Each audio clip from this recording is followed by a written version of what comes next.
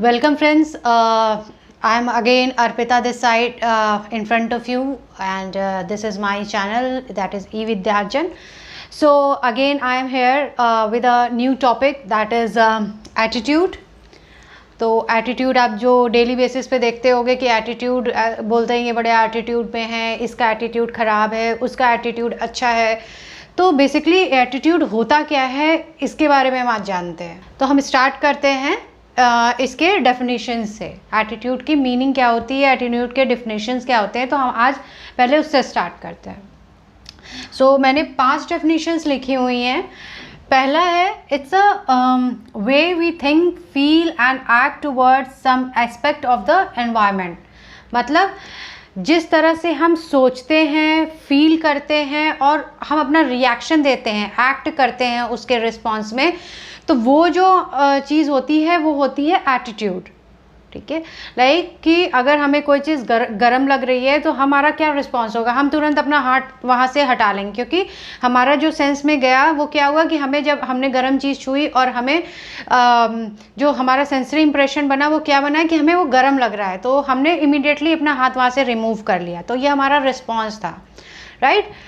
अब जो second definition है वो क्या है, like attitude is a tendency to react positively और नेगेटिवली टुवर्ड्स एन ऑब्जेक्ट। मतलब हम जो हमारा यू कैन से जो हमारी टेंडेंसी होती है किसी भी चीज़ या किसी भी ऑब्जेक्ट या किसी के लिए, किसी भी इंडिविजुअल के लिए भी, हम किस तरह से अपना पॉजिटिव रिएक्शन दे रहे हैं या नेगेटिव रिएक्शन। जैसे कभी कभी क्या होता है, हमारे माइंड थॉट में हमारा जो माइंड सेट होता है या हमारा टेंडेंसी होता है, हम किसी चीज़ के बारे में हमारा हमेशा से यही बना रहता है कि ये चीज़ गलत है या ये चीज़ सही ही है, भले वो उसके पीछे का रीज़न ना पता हो, बट एक माइंड सेट है, टेंडेंसी है, ह्यूमन टेंडेंसी भी इसे कह सकते हो। तो वो जो पॉजिटिव और नेगेटिव हमारा जो रिएक्शन होता है वो हमारा एटीट्यूड होता है टुवर्ड्स एन ऑब्जेक्ट और टुवर्ड्स एन एनी इंडिविजुअल और कोई भी इन्वायरमेंटल चीज़ हुई तो। Now third is, attitude is an evaluative statement और जजमेंट फॉर एनी फेवरेबल और unfavourable response. Like you can से हमारा जो इवेल्यूएशन, हम किसी भी चीज़ को देखते हैं, किसी भी चीज़ को फील करते हैं या सुनते हैं, तो उसके बाद क्या होता है कि हमारे माइंड में इवेल्यूएशन होता है। हमारे किसी भी चीज़ के लिए बिना इवैल्यूएशन के कोई भी रिएक्शन हमारा नहीं होता है। तो जो इवैल्यूएशन होता है वो चीज़ के यू कैन से जब इवैल्यूएट हम कर लेते हैं चीज़ को, और उसके बाद जो हमारा रिएक्शन होता है, जो हमने जजमेंट किया है उसके बदले में जो रिएक्शन होता है वो फेवरेबल हो सकता है, अनफेवरेबल हो सकता है, नेगेटिव पॉजिटिव हो सकता है। So it is a attitude only, right. Now next is you can say attitude is also a likes or dislike। like attitude हम उसे भी कह सकते हैं जो हमारे likes हैं या dislikes हैं, हमें जो चीज़ें पसंद हैं या जो चीज़ें नहीं पसंद है। obviously उसके जो चीज़ें पसंद होंगी उसके लिए हमारा attitude हमेशा favorable and positive होगा। जो चीज़ें हमें नहीं पसंद है, ना पसंद है, जो हमारे लिए हमने जिसको एक्सेप्टेंस नहीं दे रखी है अपने माइंड से, तो वो कितनी भी सी चीज़, वो सही चीज़ हो, बट वो हमारे लिए हमेशा अनफेवरेबल और नेगेटिव ही रहेगी। तो that is a kind of human tendency and human mindset that comes with an outcome of an attitude formation. Now next is fifth one, that is attitude is an overall evaluation that allows one to respond in a manner to a given object or alternative। like जब हमें कोई चीज़ सुनने में आती है, देखने में आती है, हम किसी चीज़ को फील करते हैं, सोचते हैं, इवेल्युएट करते हैं, जज करते हैं, उसके बाद जो हमारा यू कैन से उन चीज़ों को लेकर, उन ऑल्टरनेटिव्स को लेकर हमारे मन में जो एटीट्यूड फॉर्म होता है, राइट, जो हमारा जो चीज़ फॉर्म होता है, that is called an attitude. So जैसे कि अगर आपके सामने 10 चीज़ें रख दी जाएं और उसमें से इवैल्यूएट करने को कहा जाए, तो आप क्या करोगे, 10 चीज़ों में से हर एस्पेक्ट को आप अपने जितने भी आपका एस्पेक्ट है वो आप उसको पहले हर जो आपके सामने ऑल्टरनेटिव रखा गया है, हर चीज़ को उसके उस एस्पेक्ट के अकॉर्डिंग कैलकुलेट करोगे, इवैल्यूएट करोगे, and then you will be able to choose the best one that will be suitable to you. तो that is an attitude only. Now जैसे कि मैं आपको बताती हूँ कि जो ये प्रोसेस ऑफ एटीट्यूड होता है वो कहाँ से शुरू हो जाता है। जो process of formulation of attitude होता है तो you can say like it is influenced by various of factors like social factors, peer pressures. You can say it is by birth से आपको बहुत सारे आइडियाज़, बिलीव्स आपके जो होते हैं, आपके परिवार से आपको मिलते हैं, फ्रेंड सर्कल से, आपके सोशल सर्कल से, आपके जॉब सर्कल से। तो इन सब चीज़ों से आपका जो नज़रिया बनता है, that is an attitude, you can say that forms an attitude.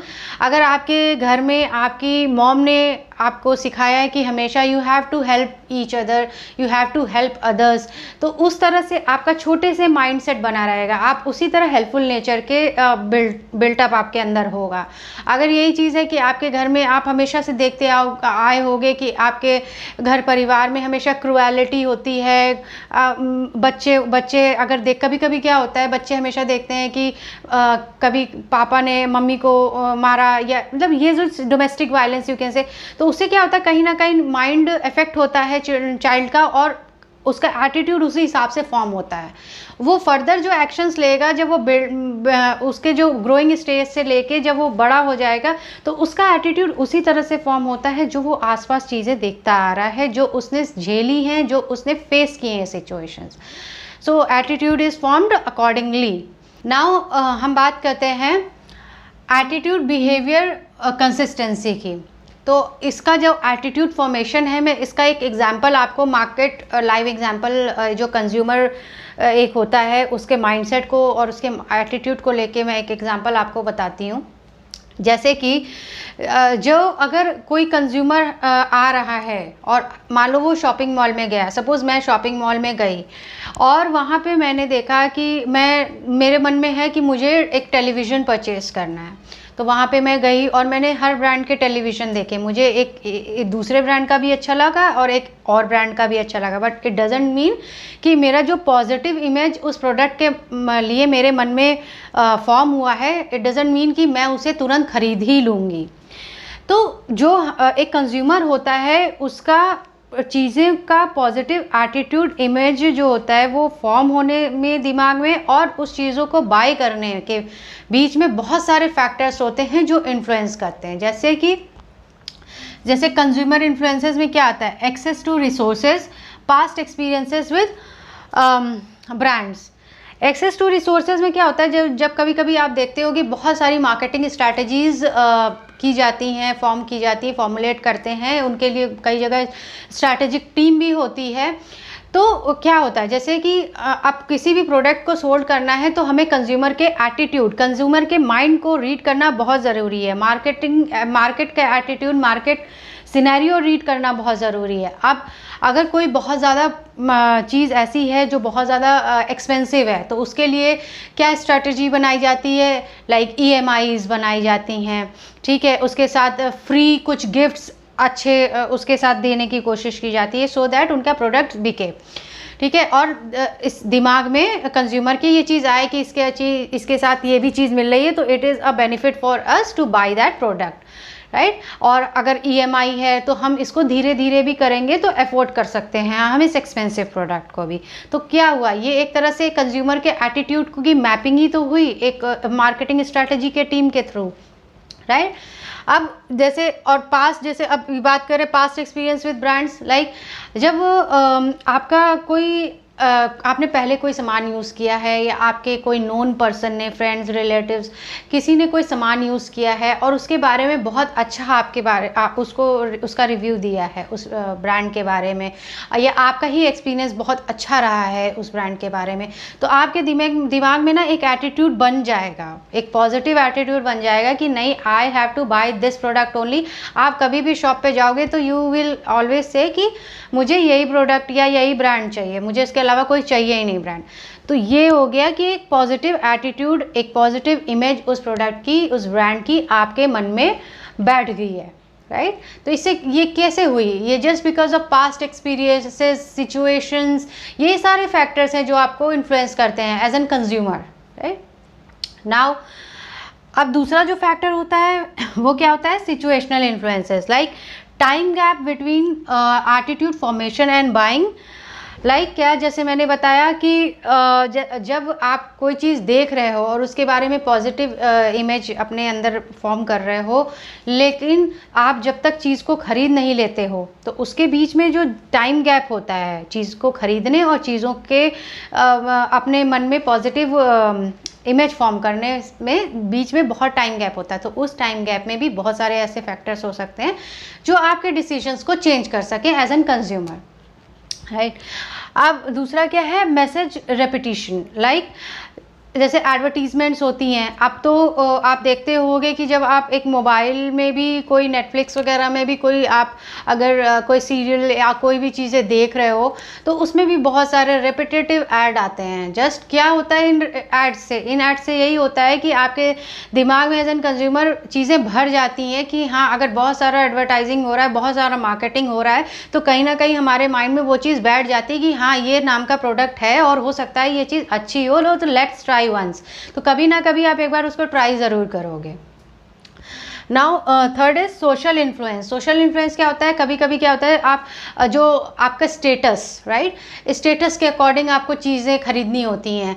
आप बहुत अच्छे स्टेटस में हो तो आप शायद छोटे स्टेटस की चीज़ नहीं खरीदोगे, तो वो एक प्रेशर होता है, सोशल इन्फ्लुएंस होता है, सोसाइटी का इन्फ्लुएंस होता है।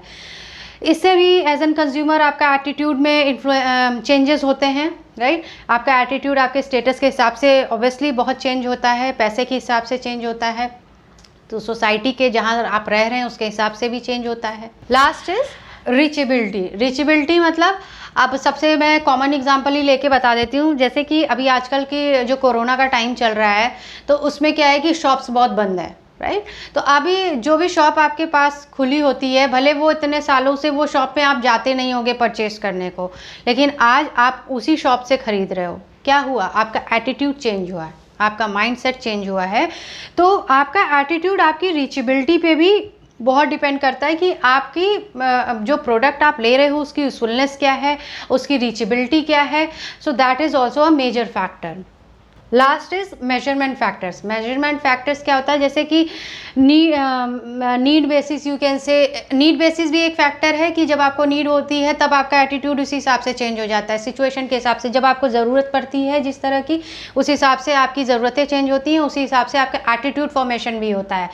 और मेजरमेंट फैक्टर्स क्या है, फॉर एन एग्जांपल लाइक अगर समर हॉलीडेज़ आ रहे हैं तो आप फिर एज एन कंज्यूमर आप सर्च करना शुरू कर दोगे कि कहाँ हॉलीडेज़ हम स्पेंड करें, कौन सा होटल अच्छा है, कहाँ हम जा सकते हैं। और इसी तरीके से जो यू कैन से जो टूरिस्ट प्लेसेस होते हैं तो वो भी अपने ब्रांडिंग करना शुरू कर देते हैं, अपनी मार्केटिंग करना शुरू कर देते हैं। यहाँ पे आपके क्या हुआ कि आप एज एन कंज्यूमर जब आपको पता है, आपका एटीट्यूड है ये कि आपको समर वेकेशन है तो कहीं घूमना है and then you will be searching for that, तो उस टाइम ये कहते हैं कि अब सीज़न है घूमने का, राइट। तो ये एक ना एक एटीट्यूड ही है जो हर चीज़ों को ये इन्फ्लुएंस करता है। So friends, hope you like this video, and this is a lecture that is a very useful for you also to learn the things about an attitude जिसके बारे में हम डेली बात करते हैं। So please like, share and subscribe my channel if you have not subscribed yet, और ज़्यादा से ज़्यादा इसे शेयर करें so that मैं ज़्यादा से ज़्यादा लोगों को अपनी चीज़ों की रीचेबिलिटी कर पाऊँ। Thank you so much.